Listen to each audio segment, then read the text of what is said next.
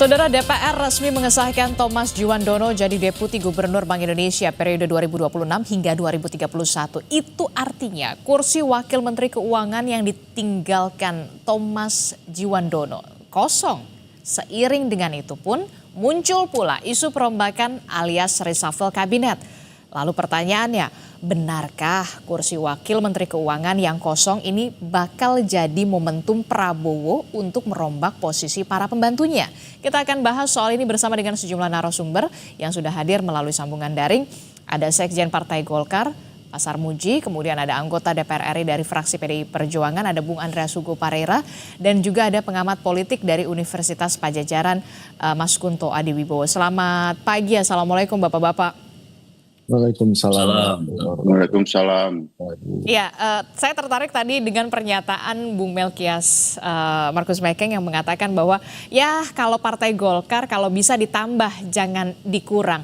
Nah ini bagaimana nih? Apakah memang sudah menyiapkan kader-kader terbaiknya begitu ya untuk kalau memang diminta untuk mengisi salah satu posisi menteri atau kemudian ya jangan dikurangi?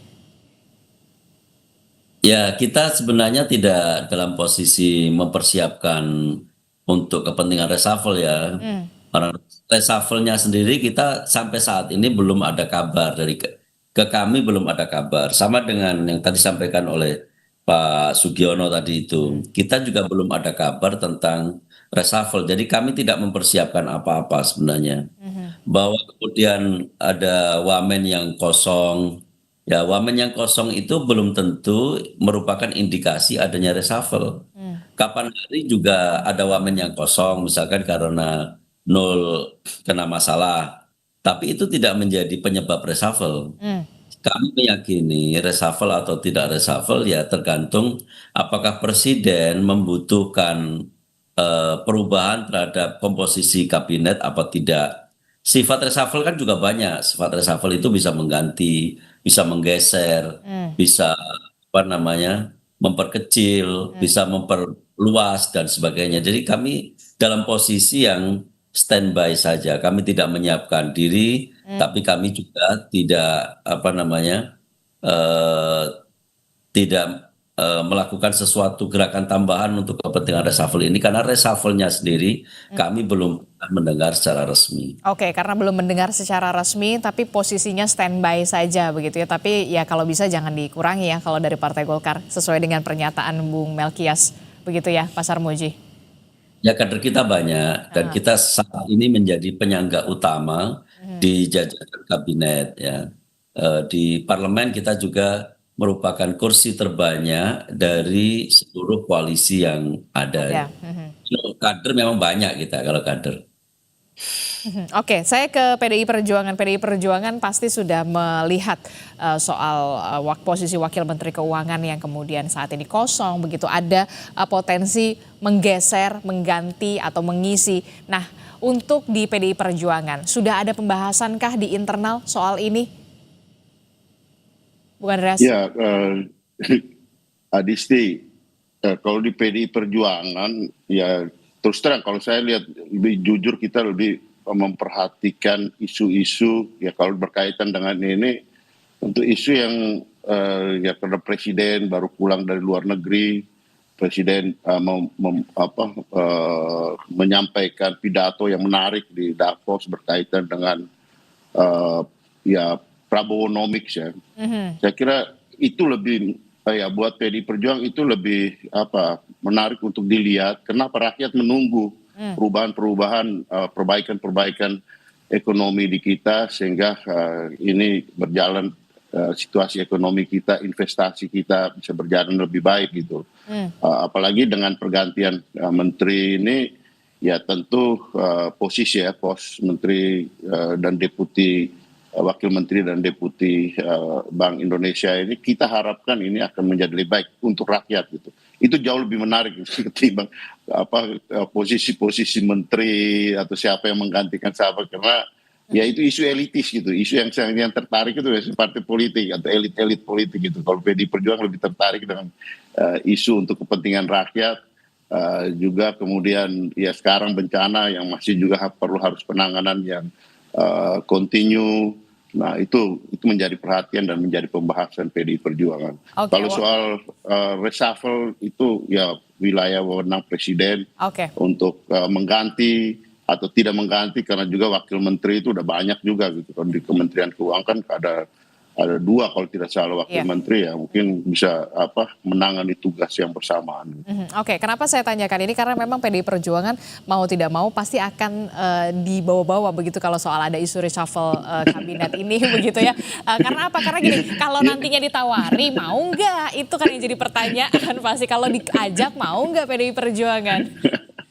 Yang bawa-bawa itu kan Adisti gitu. Kalau presiden, saya kira presiden sudah tahu gitu bahwa PDI Perjuangan itu partai yang menjaga keseimbangan hubungan, terus kemudian ada di luar pemerintahan, itu presiden udah tahu gitu. Oke, nah ini saya ke Mas Kunto. Mas Kunto, ini kalau kita lihat ya kan ada beberapa nama yang kemudian santer untuk adanya perombakan kabinet. Walaupun kita tahu soal reshuffle kabinet ini memang sepenuhnya hak prerogatif presiden. Nah, kenapa PDI Perjuangan selalu dibawa-bawa begitu dalam tanda kutip? Pasti kan ada pertanyaan kalau diajak mau atau enggak. Nah, bagaimana dari sisi politik Anda melihat ini soal adanya reshuffle wacana reshuffle kabinet setelah Thomas Djuwandono ini terpilih menjadi Deputi Gubernur Bank Indonesia? Iya, kalau menurut saya satu sangat spekulatif ini memang, yang karena selain posisi Wamenkyu kan juga ada posisi Menteri BUMN yang masih kosong gitu kan, masih cuma PLT gitu kan. Jadi dan sejak bulan Oktober terakhir Pak Prabowo melakukan reshuffle, tidak ada tanda-tanda bahwa Kementerian BUMN akan diisi lagi gitu. Jadi memang ini sangat, ya itu hak prerogatif presiden untuk mengukur dan kemudian menilai apakah posisi-posisi tersebut memang perlu diisi atau tidak gitu kan. Dan kalau dilihat dari pola reshuffle-nya Pak Prabowo itu benar-benar ya agak susah ditebak gitu. Yang pertama, reshuffle pertama di Kemendikti-Saintek gitu kan, karena itu ada pegawai Kemendikti-Saintek yang demonstrasi dan itu benar-benar soal kinerja lah. Lalu dua reshuffle di September kan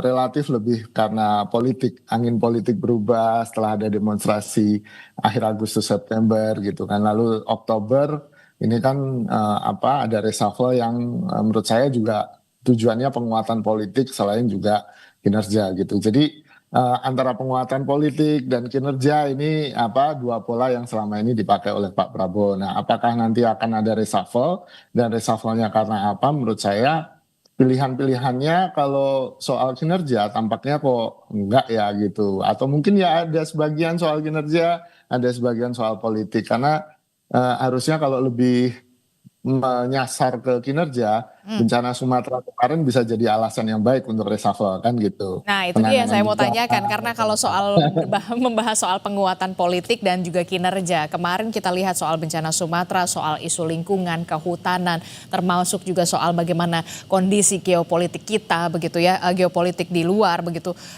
Dari sisi kinerja dulu lah. Memang ini spekulatif, tapi menurut Anda, dari analisa Anda, apakah dari ini nanti kalau memang reshuffle memang benar-benar terjadi, apakah memang ada unsur lebih merujuk ke penguatan politik ataukah memang karena kinerja? Ya, menurut saya dua-duanya bisa dipakai, Mbak. Kalau Pak Prabowo mau menjawab pertanyaan publik ya, dan ini kan soal opini publik, soal approval lah istilahnya terhadap presiden kan. Pak Prabowo sudah melakukan beberapa hal, mengklaim bahwa penanganan bencana di Sumatera sudah baik. Nah, ini kan butuh penguatan dan terutama soal kinerja. Lalu soal Pak Prabowo bergabung dengan Board of Peace yang ternyata opini publik di dalam negeri nggak terlalu positif dan menggairahkan, mungkin tidak seperti yang dibayangkan oleh Pak Prabowo. Tentu ini juga akan jadi pertimbangan gitu kan. Lalu kemudian penguatan politik lainnya adalah ya mungkin kan 2026 ini tahun untuk konsolidasi yang mungkin lebih santai gitu, karena 2027 semua mesin harus dipanaskan demi 2029 gitu kan. Jadi dalam iklim politik yang santai ini Pak Prabowo punya golden hour lah mungkin kira-kira untuk kemudian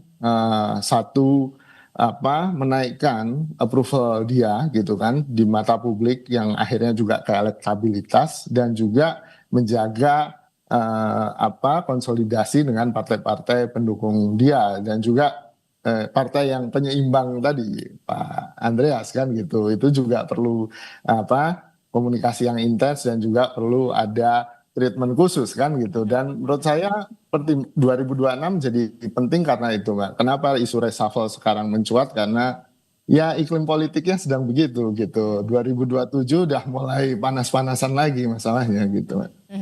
Oke, saya tertarik dengan kalimat Anda tahun konsolidasi begitu, baik itu untuk konsolidasi keluar begitu ya, untuk internasional maupun ke dalam, termasuk juga soal PDI Perjuangan untuk kemudian bisa merangkul kembali. Nah, bagaimana Anda melihat ini, kemungkinan ini, potensi ini, adakah ke arah sana?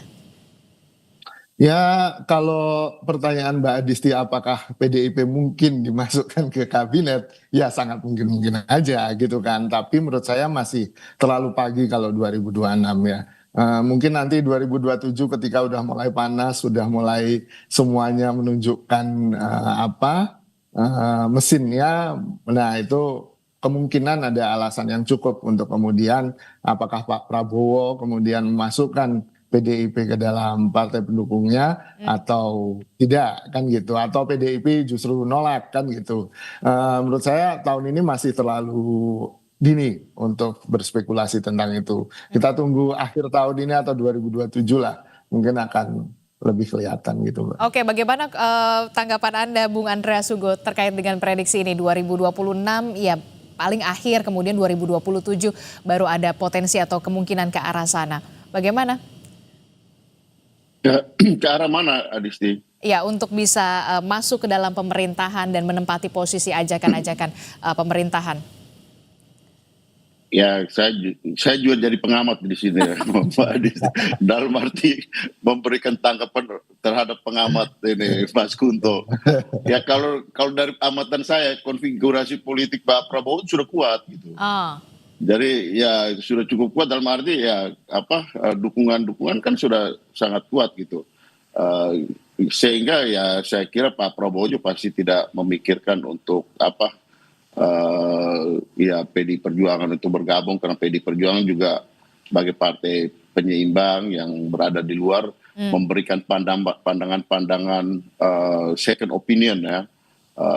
Itu juga baik untuk kepentingan bangsa dan negara gitu. Kalau semua orang setuju, ada yang mengatakan kamu setuju tapi hati-hati ya dengan situasi seperti ini, dengan peta geopolitik yang ya perlu kita menjaga hubungan luar negeri yang bebas aktif, politik luar negeri yang bebas aktif, menjaga keseimbangan hubungan antara negara-negara, terutama negara-negara besar. Nah itu kan bagus gitu. Ketimbang semua mengatakan ya, tapi faktanya kan tidak sebaik apa yang dikatakan oleh orang yang mengatakan ya itu gitu kan.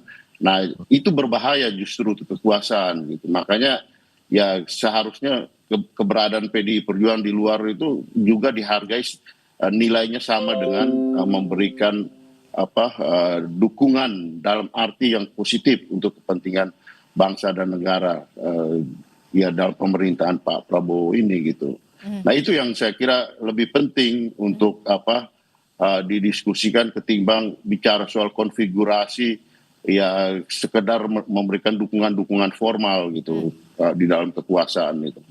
Oke, kalau menurut Bung Andreas Hugo ya konfigurasi politik di pemerintahan ini sudah cukup kuat dengan koalisi pemerintah ya, partai politik begitu, ada Golkar, kemudian ada Demokrat dan juga beberapa partai politik lainnya. Nah, tapi kalau saya mau bertanya pula ke Mas Kunto, soal partai politik yang memang sudah dalam tanda kutip kuat begitu ya, Golkar salah satunya, bahkan secara terang-terangan kalau bisa ditambah jangan jatahnya dikurangi begitu, seperti pernyataan Bung Melkias. Nah, bagaimana Anda melihat ini merupakan salah satu sinyal dari Partai Golkar yang kemudian ya sudahlah konfigurasi ini sudah kuat, tetap harus ada partai penyeimbang di luar pemerintahan? Ya, menurut saya ya tone dari Golkar pasti kepentingan dia kan pasti jelas ya Mbak ya. Golkar tidak ingin kursinya di kementerian dikurangi gitu. Kalau bisa ditambah dan itu menurut saya posisi yang jelas gitu kan, rasional, pragmatis gitu kan dan memang Golkar dari awal kan sudah paling tidak sudah memberikan dukungannya tanpa reserve ke Pak Prabowo gitu. Bahkan pembicaraan soal 2029 sudah sempat dicuatkan dalam beberapa forum oleh Ketum Golkar sendiri atau beberapa petinggi Golkar gitu. Jadi menurut saya pilihannya memang Golkar ya udah all in ke Pak Prabowo kalau menurut saya gitu. Jadi ya jelas Golkar akan menuntut jangan jangan dikurangi dong. Kalau dikurangi kan itu dihukum. Kita kan nggak salah gitu. Itu yang menurut saya sangat sangat rasional sih. Oke, termasuk juga soal elit partai politik yang kemudian dalam tanda kutip ya posisinya saat ini standby begitu ketika memang ada kebutuhan untuk reshuffle, tentu kader terbaiknya lah yang kemudian disediakan untuk pemerintahan Prabowo Subianto dan juga Gibran Rakabuming.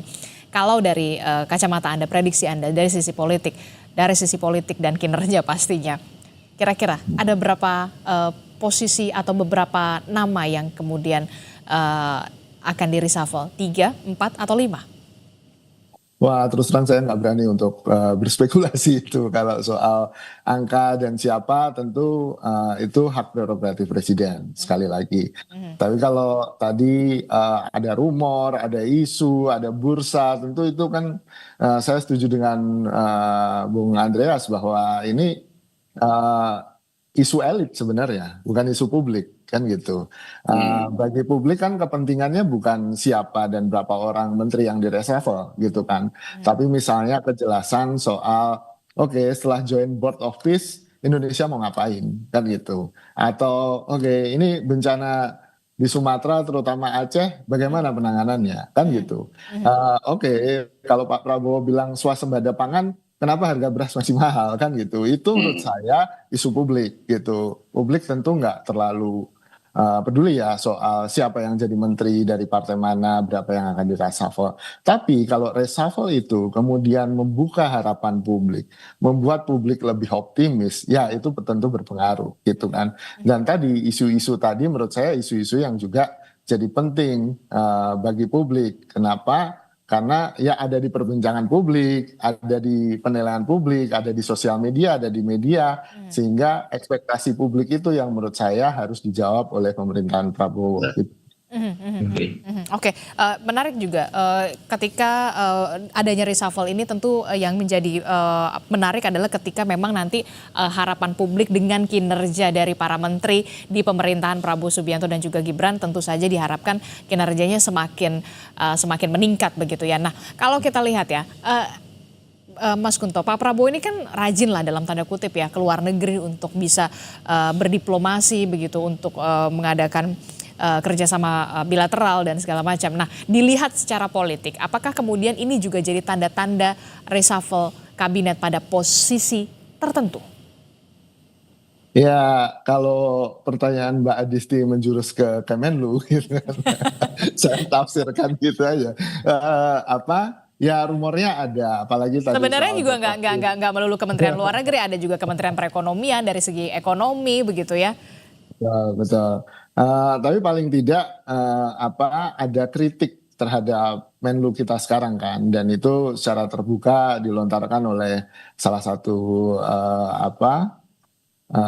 ex-konsulat kita yang juga punya NGO yang berkaitan dengan hubungan internasional.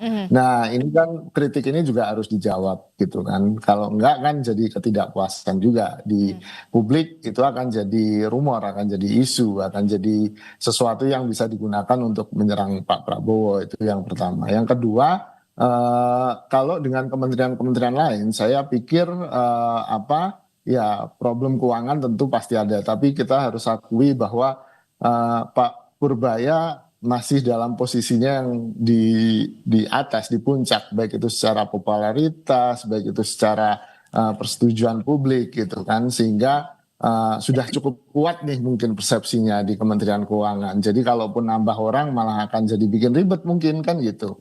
Lalu di sisi soal penanganan bencana kan itu juga jadi problem besar ya, bagaimana gap antara klaim pemerintah dengan situasi di lapangan yang beredar di media sosial itu masih jadi perbincangan publik sampai hari ini gitu kan. Bagaimana Aceh yang air bersihnya, suplai air bersihnya juga belum pulih dan segala macam. Nah, itu kan jelas ada Kementerian PU di sana, ada Kemenko PMK di sana, ada banyak lagi Mentrans dan segala macamnya yang juga harus ikut bertanggung jawab. Nah, ini kan masalahnya bagaimana Pak Prabowo menilai kementerian mana sih yang paling bertanggung jawab yang ketika itu di reshuffle akan jadi critical mass untuk kemudian bergerak untuk memperbaiki itu. Itu sih Mbak. Oke, lalu kemudian seberapa pentingkah kemudian seorang presiden bisa mendengarkan keluhan dari masyarakatnya soal taruhlah kemudian soal di bidang luar negeri begitu ya, diplomasi dan segala macam, termasuk juga soal dari segi isu lingkungan, kehutanan, bencana Sumatera kemarin, penanganan bencana, seberapa pentingkah kemudian peran dari presiden untuk bisa mendengarkan keluhan-keluhan dari masyarakat untuk bisa dalam tanda kutip mengganti para pembantunya untuk bisa ke arah kinerja yang lebih baik? Ya pasti jelas penting ya Mbak ya. Yang pertama kalau dari beberapa isu itu luar negeri mungkin yang paling rendah, karena kalau kita lihat di beberapa survei, dan ini nggak hanya di Indonesia, di seluruh dunia bahkan Amerika Serikat, kebanyakan publik atau pemilih atau populasi atau rakyat itu tidak terlalu peduli dengan isu luar negeri. Kecuali memang ada perang, kemudian ada konflik yang tajam gitu kan. Jadi isu luar negeri itu nggak akan jadi isu utama, tapi itu akan jadi isu penting ketika terkait dengan negara kita gitu. Yang kedua, mungkin menurut saya isu bencana juga sifatnya locality gitu kan. Ada bencana di beberapa daerah, nggak nasional. Tapi kalau concernnya menjadi concern nasional itu akan jadi isu yang sangat besar gitu. Dan isu yang terus ada dan nggak mungkin turun gitu kan. Mungkin kesalip dikit gitu, tapi terus ada ya isu ekonomi. Gitu. Ya, isu ekonomi itu akan terus ada, baik itu soal harga barang, pengangguran gitu kan, lapangan pekerjaan, itu yang menurut saya harus diadres secara benar-benar serius oleh pemerintahan Prabowo. Mungkin itu. Oke, saya terakhir ke Pak Sarmuji. Pak Sarmuji, Golkar juga punya posisi yang kemudian cukup banyak ya dalam tanda kutip untuk di pemerintahan Prabowo Subianto dan juga Gibran. Dari sisi ekonomi, kemudian ada beberapa posisi-posisi strategis yang kita tahu, Pak Sarmuji. Bagaimana peran Partai Golkar untuk bisa kemudian dalam tanda kutip standby saat ini posisinya untuk ya masih wacana reshuffle kabinet, termasuk juga soal reshuffle kabinet ya memang hak prerogatif dari presiden. Tapi kalau dari Partai Golkar sendiri? Ya, masalah reshuffle ini sebenarnya bukan hanya urusan hari ini ya. Kita mungkin bisa melihat satu persatu kinerja kementerian hari ini. Tetapi bagi seorang pemimpin, bagi seorang presiden, reshuffle itu bisa jadi urusannya adalah urusan apa yang ingin ditargetkan presiden dalam jangka setahun berikutnya atau 2 tahun berikutnya. Antisipasi terhadap keadaan luar negeri, atau antisipasi terhadap dinamika perekonomian atau dinamika politik. Semuanya memungkinkan untuk dinilai, direview oleh presiden. Dan sebenarnya kalau mau jujur, tanpa alasan apapun presiden punya kewenangan untuk melakukan reshuffle.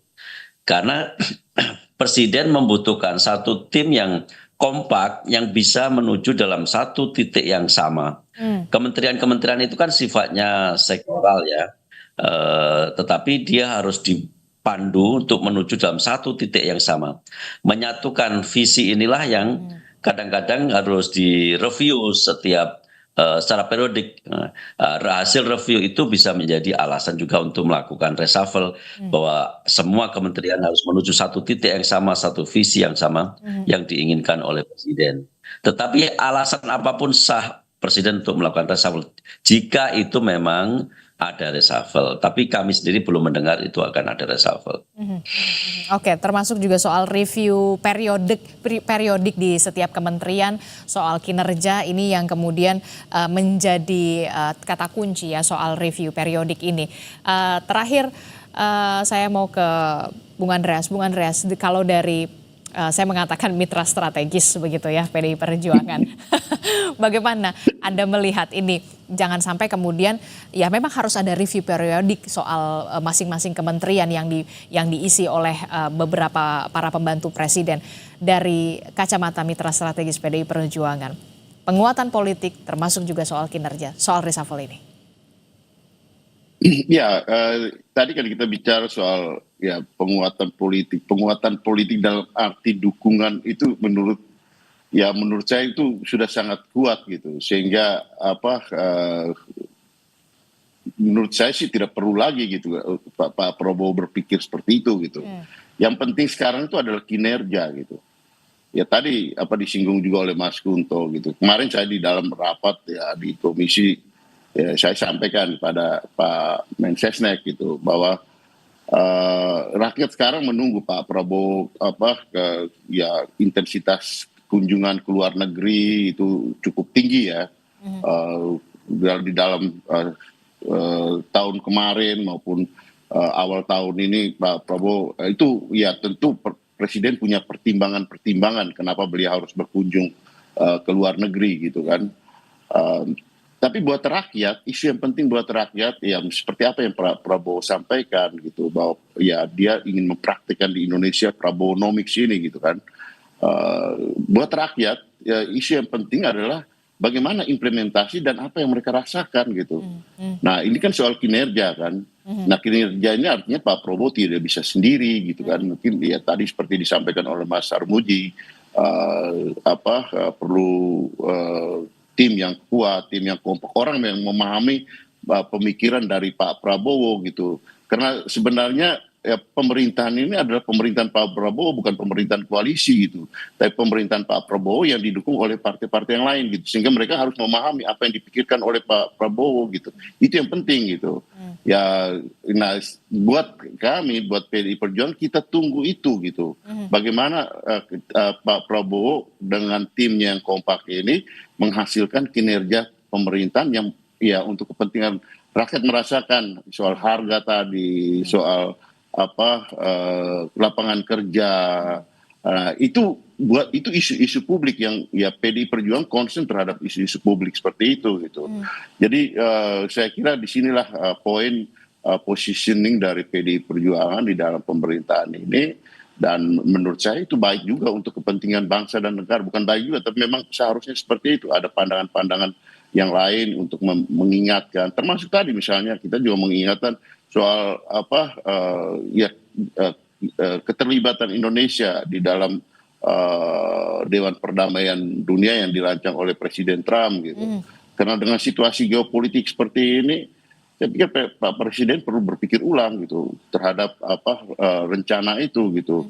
Kenapa? Karena ya kita juga mempunyai politik luar negeri yang prinsip politik luar negeri, doktrin politik luar negeri yang kita pegang yaitu bebas aktif.